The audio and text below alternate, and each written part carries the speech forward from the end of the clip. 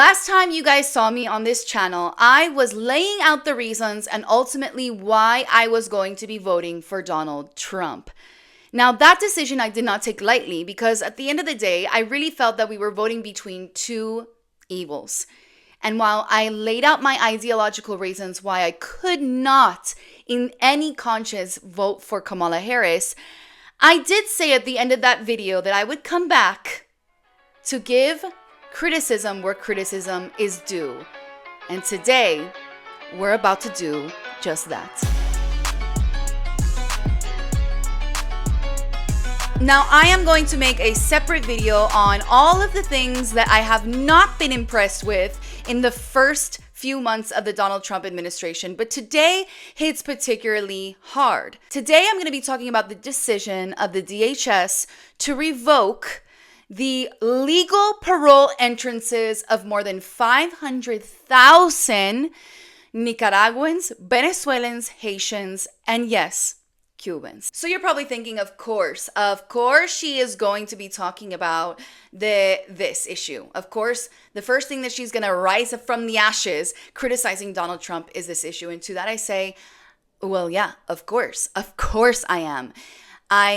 For the last nearly 10 years, I've been talking about these issues online, creating content around the Cuban diaspora, Cuban American diaspora, our history, the present, the future of Cuba. And of course, I'm going to be talking about a major decision that affects Cubans, a reversal of a very, very long time standing immigration status that the Cubans have had in this country. And we can get into the history in a little bit, but if you don't know what I'm talking about, let's get right into it. Over the weekend, on Friday night, the Department of Homeland Security revoked legal protections. I want to make that very clear here, because I know that there's some conservatives watching me, Trump people watching me, MAGA movement watching me. I want to be very clear. These were legal protections for more than 532,000 Cuban, Haitians, Nicaraguans, and Venezuelans. Now, what this stems from is that in the Biden administration in 2022, if I remember that correctly, in 2022, the Biden administration, to mitigate these illegal border entrances and border crossings, what the Biden administration did said, hey, let's do a humanitarian parole so that they can apply within their countries. And when they get approved, we do the background checks, we do everything. When they get approved, they can come to the United States without entering illegally. Okay. So under that impression, people applied for their family members to get to the United States under this humanitarian parole. And at that time, they thought they were doing things, and I quote, because I like to quote what the conservatives like to say, and I quote, doing it the right way. So here are people who are like, okay, well, there's this humanitarian parole. Let me see if I can get my mother, my daughter, anyone. So here are people saying, okay, well, let me apply to the humanitarian parole. Let me apply my whoever it is, they wanted to get out of Cuba or any of these countries and see if they come. And so here you have people who did it the right way. They did it the right way. They went on the Department of Homeland Security. They applied for this humanitarian visa and they got paroled into the country. I want to be very clear. This was a legal pathway that the Biden administration, whether you agree or disagree with it, right? We can talk about if you agreed with the humanitarian parole or not. That's a separate question. That's a separate topic. But whether you agree or disagree with this was a legal program, and people entered through that program into this country legally. Okay? So when Trump, during his campaign speeches, his mandate of the American people, the mandate is that we are going to get rid of the undocumented illegal immigrants in this country and the criminal immigrants in this country. Now, there's a good argument to be made that anyone that crosses the border illegally is committing a crime, and we can talk about that. Whether that it should be a crime, whether that should not be a crime, whether that faces deportation or not. But we are talking about people that crossed. They didn't even cross. They got here legally. So I'm unsure why the Trump administration is doing this. Right? So I understand that he wants to be very hard on immigration. He wants to be hard on the criminals. He wants to be hard on everything. But these are people that apply legally. Let me be very clear. It is not fair that people who came here legally under the guise of doing it legally are now being punished because this program that the Trump administration is saying now, was illegal by the Biden administration. But these are people who thought they did it the right way. You can't blame people for thinking that they did something the right way. They came to this country, and now they're being revoked of the opportunity to make their lives better. And let me also be very clear that when you get the humanitarian visa, when you go through CPP-1, you also receive a work permit. You can apply to get a work permit. So there are many people in these 532,000 of these people who have work visas, who are paying taxes, who are contributing to the American society in their ways, who are going through the immigration process, paying their fees, doing everything the right way. Conservatives love to say that immigrants should come here the right way, and when they do it, now they're being punished for it. And it's completely unfair and unjust. But there is another side to this story that I cannot deny as well. I can't not deny, and I am not saying that I'm not saying that this is a justification at all. Let me be very clear. I have to always be very clear here because people freak out. But I do want to blame. I do want to put a little bit of the blame. I do want to put a little bit of the blame of the humanitarian parole did get highly abused. It did get highly abused. And here, I actually talked about one of the abuses during the Biden administration back in October on my Instagram. And here is a video that explains this abuse. Check it out. Technical difficulties. Joel, it's not playing. What? My video. There it is. Hola, ¿qué tal? Manuel Menéndez Castellano. Sí, mi nombre es Mario Pentón, yo soy periodista. No.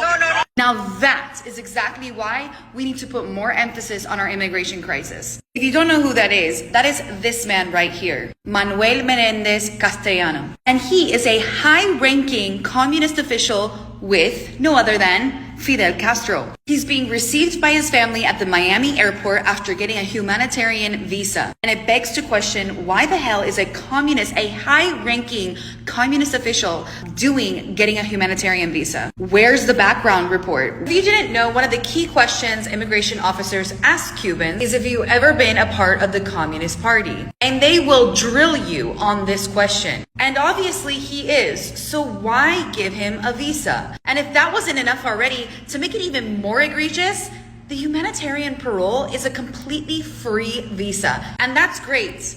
But when you compare the other visa processes, the ones that we had to do, I've had to spend over $10,000 already just to see people like this abuse the system. Look, a lot of people do in fact need that humanitarian parole, and this visa can mitigate a lot of border crossings. But they need to properly vet people, and it's obvious they are not doing that. And if you're in Miami, you know very well that he is not the first nor last. And that is true. That is very true. Everything that I said there is 100% true. So back in October, a Cuban journalist, Mario, ¿qué fue tu nombre? Mario no sé qué. Pentón. Mario Pentón, gracias, Joel. Mario Pentón found the Cuban communist member getting received in the Miami airport, and he was like, what the hell? Why are they not properly vetting people? So this was one example of the abuse that was found during the humanitarian parole, is that they were accepting people at such a high rate and so fast that they were not properly vetting people. And to that I say, okay, so you vet them, you make sure that they weren't criminals, or they weren't criminals in Cuba, or they weren't criminals in Nicaragua, and you make sure they don't have a criminal record in the United States, and then you deport those people who got the humanitarian parole. But to now take away the protection for 532,000, which the vast majority of them were not communists or were not criminals, is just wrong. It's just wrong. But I like to give at least two sides of the story here, where maybe this was one of the justifications of taking away the humanitarian parole or not. But it's important to know that this reversal right here that you see on the screen, NPR, the Department of Homeland Security revokes illegal protections. This is a huge reversal from a long-standing policy that Cubans have enjoyed in this country. Nearly for 60 years, Cubans have been the only group to receive special protection immigration status in this country. It's called the Cuban Adjustment Act. Now, let me bring you back to a little story back in time. Let's go back in time, mi gente. Let's go back in time. We are 1959. Fidel Castro comes into Havana, retakes the government, and in 1960, the following year, he implements his version of communism. The Communist Party being the only party that can be allowed to do elections, and a socialist agenda where he came in and he nationalized all the foreign investments, and then after the foreign investments, he nationalized even Cuban investments. And so when that happened, a bunch of people came to the United States. They are called the Golden Exile Immigration Wave. These were people who wanted to leave the repression of a socialist regime. They knew very well that their businesses were being confiscated by the state. Many of them were middle class. I know it's very, very woke and leftist to say that everybody in the Golden Exiles were rich Cubans, but that is far from the truth. They were middle class, largely middle class, and they came here. And when they came to this country, Fidel Castro revoked their passports. They put a stamp that said nulo, which means null. And essentially, these people came to the United States and they were stateless. They did not have a country. They could not be deported anywhere because they were no longer citizens of Cuba. Technically, they were no longer citizens of Cuba. They had no passport to go to Cuba. So because they had this large population of Cubans, largely in Miami, who came here and were stateless, they created the Cuban Adjustment Act. And the Cuban Adjustment Act states that if a Cuban was legally paroled, legally being the key word here, legally paroled in the United States, they have 1 year and 1 day, and they can apply for U.S. permanent residency, and which most of the time Cubans got immediately. Now, I want to be clear that the Cuban Adjustment Act has not been revoked by President Trump. President Trump actually cannot revoke it. Congress has to end it because it's an act. So he has no way of issuing an executive order to revoke it, nor anything else, right? So the Cuban Adjustment Act still remains today, but what the Trump administration is doing, which I think they might be doing, they have not specifically came out and said this, is that Cubans, because they are deeming the humanitarian parole as an illegal way of getting people into this country, their justification for this is that the humanitarian parole was never legal to begin with, right? So the Biden administration created this parole system and it was illegal. And so people coming in here were technically illegal, but they weren't, because if we grandfather them in, they would have done things the right way. It would have been legal. They were legally paroled. They were entered. They got a stamp by immigration at the airport, bank. You're here, right? So that's their justification. So what the Trump administration is saying now, well, because they were illegal, they cannot be paroled. So then they won't be able to get the Cuban Adjustment Act. The Cuban Adjustment Act. So this is a long-held protection that the Cubans have received, have enjoyed for many, many years. And this, while not revoking the act, makes it very hard for Cubans to get their Cuban Adjustment Act. And there's an entire video that I can personally do. Now, I am going to be doing a video very, very soon that lays out my argument against the Cuban Adjustment Act. I don't think that we should have the Cuban Adjustment Act. I think it's been abused by many people. I think the only people who are benefiting now is the Cuban regime. And I can get into all of that. And let me know if you want me to in the comments below. I can get into all of that, but that deserves a special video. That deserves my special attention, that we're just talking about the Cuban Adjustment Act and why I think it no longer serves its purpose and everything that I just said.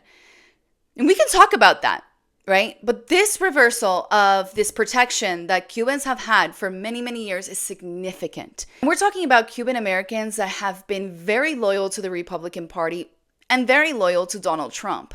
But I want to be very clear that I am not for this policy. I think this is grossly unjust.